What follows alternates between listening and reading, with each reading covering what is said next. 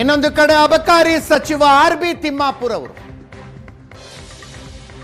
ಹೊಡೆಯೋರಾದ್ರೆ ಬರ್ತಾರೆ, ಬಡ ಬಡ ಹೊಡಿತಾರೆ, ಹೋಗ್ತಾರೆ. ಜಾತಿ ಕೇಳುವಷ್ಟು, ಧರ್ಮ ಕೇಳುವಷ್ಟು ವ್ಯವಧಾನ ಉಗ್ರಗಾಮಿಗಳಿಗಿರುತ್ತಾ ಅಂತ ಅವ್ರದ್ದು ಪ್ರಶ್ನೆ.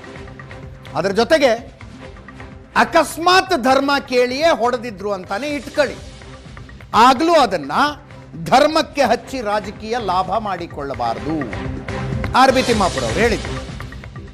ಅದಕ್ಕೆ ತೇಜಸ್ವಿ ಸೂರ್ಯ, ಸಂಸದ ತೇಜಸ್ವಿ ಸೂರ್ಯ RB ತಿಮ್ಮಾಪುರ್ಗೆ ಚಡ್ಡಿ ಬಿಚ್ಚಿ ಚೆಕ್ ಮಾಡಬೇಕಾಗಿತ್ತು. ತಿಮ್ಮಾಪುರ್ ಸಾರ್ವಜನಿಕ ಜೀವನದಲ್ಲಿ ಇರಬೇಡಿ, ಮನೇಲಿರಿ. ಮಂಜುನಾಥ್ ಭರತ್ ಕುಟುಂಬದ ಎದುರು ಹೇಳೋದಕ್ಕೆ ನಿಮಗೆ ಧೈರ್ಯ ಇದೆಯಾ ಅಂದ್ರು.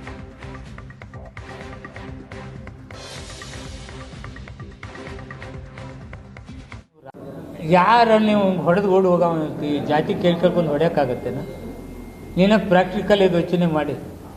ಹೊಡಂಗೆ ಹೊಡಿತಾನೆ, ಓಡಿ ಹೋಗ್ತಾನೆ. ಅವನು ನಿಂತ್ಕೊಂಡು ಕೇಳಿ ಹೊಡೆಯಟ್ಟು ವ್ಯವಧಾನ ಯಾರಿಗಿರೋದು ನೋಡಿ. ಇದನ್ನ ಏನೇ ಇದ್ರೂ ನಾವು ಈ ರಾಷ್ಟ್ರದಲ್ಲಿ ನಾವು ದುಃಖಿತರಾಗಿದ್ದೀವಿ.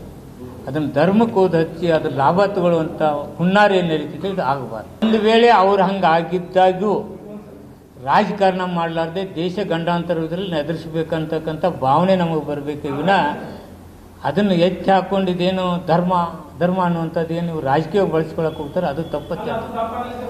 ಅದು ತಪ್ಪು. ಒಂದು ವೇಳೆ ನಾನು ಕೇಳಿರ್ಲಿಕ್ಕಿಲ್ಲ ಅನ್ನೋ ಭಾವನೆ ನಂದು, ನಾನು ಡಿಟೇಲ್ ಹೋಗಿ ನೋಡಿಲ್ಲ. ಒಂದು ವೇಳೆ ಕೇಳಲಿಕ್ಕಿಲ್ಲ ಅನ್ನೋ ಭಾವನೆ ನಂದು. ಒಂದು ವೇಳೆ ಕೇಳಿ ಮಾಡಿದರೆ ದೇಶ ಗಂಡಾಂತರದಾಗ ಯಾವುದೋ ಒಬ್ಬ ವ್ಯಕ್ತಿ ಟೆರರಿಸ್ಟ್ ಮಾಡಿದ್ದನ್ನು ಧರ್ಮಕ್ಕೆ ಹಚ್ಚಿ ಅದನ್ನು ರಾಜಕೀಯವಾಗಿ ಪಡ್ಕೊಳ್ತಕ್ಕಂಥ ಹುಚ್ಚುತನ ಇರಬಾರ್ದು. ತಿಮ್ಮಾಪುರಿ ಅವರೇ ಹೌದು, ಅವರು ID ಕಾರ್ಡ್ ನೋಡಿ ಹಿಂದೂ ಅಂತ ಪರೀಕ್ಷೆ ಮಾಡಲಿಲ್ಲ, ಅವ್ರು ಚಡ್ಡಿ ಬಿಚ್ಚಿ ಪರೀಕ್ಷೆ ಮಾಡಿದ್ರು ಈ ಹಿಂದೂನ ಅಲ್ವಾ ಅಂತ. ಬಹುಶಃ ನಿಮಗೂ ಇದೇ ರೀತಿ ಚಡ್ಡಿ ಬಿಚ್ಚಿ ಪರೀಕ್ಷೆ ಮಾಡಿದಿದ್ರೆ ಈ ರೀತಿಯಾದಂಥ ಇನ್ಸೆನ್ಸಿಟಿವ್ ಹೇಳಿಕೆಗಳನ್ನು ನೀವು ಹೇಳಿರ್ತಿರ್ಲಿಲ್ಲ. ಇದೇ ಮಾತನ್ನ ನೀವು ಭರತ್ ಭೂಷಣ್ ಹೆಂಡತಿ ಎದುರುಗಡೆ, ಮಂಜುನಾಥ್ ಅವರ ಮನೆಯವರ ಎದುರುಗಡೆ ಹೋಗಿ ಹೇಳುವಂತ ಧೈರ್ಯ ನಿಮಗಿದೆಯಾ?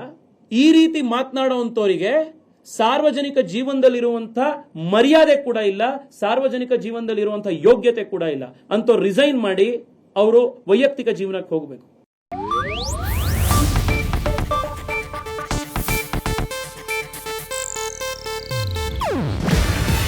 ಇದು ಏಷ್ಯಾನೆಟ್ ನ್ಯೂಸ್ ನೆಟ್ವರ್ಕ್ ಪ್ರಸ್ತುತಿ. ನೀವು ನೋಡ್ತಿದ್ದೀರಾ ಏಷ್ಯಾನೆಟ್ ಸುವರ್ಣ ನ್ಯೂಸ್.